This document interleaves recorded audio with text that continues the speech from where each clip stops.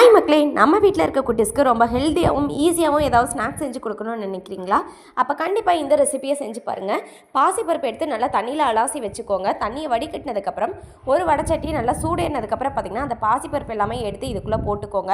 First அதில் இருக்க தண்ணி எல்லாமே வந்துட்டு பார்த்திங்கன்னா ட்ரை ஆகும். தண்ணி ட்ரை ஆனதுமே பார்த்திங்கன்னா பாசிப்பருப்பு வந்துட்டு நல்லா வறுபட்டு இந்த மாதிரி கலர் வந்துட்டு சேஞ்ச் ஆகும். அதுக்கப்புறம் அதை நல்லா ஆற வச்சு மிக்ஸி ஜாரில் போட்டு நல்லா நைஸாக அரைச்சி வச்சுருக்கோங்க.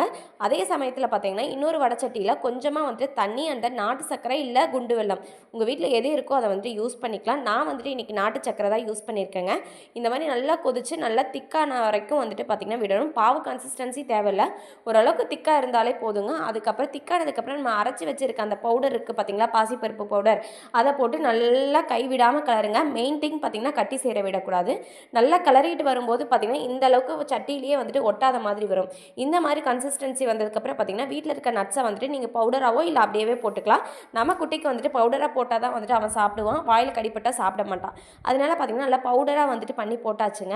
பவுடராக பண்ணி போட்டதுக்கப்புறம் நல்லா ஆற வச்சு குட்டி குட்டியாக வந்துட்டு அவங்களுக்கு பிடிச்ச ஷேப்பில் வந்துட்டு பார்த்திங்கன்னா நம்ம உருண்டை பிடிச்சி வச்சோம் அப்படின்னா சூப்பரான ஸ்நாக் ரெசிபி ரெடிங்க. ரொம்பவே ஹெல்த்தியும் கூட.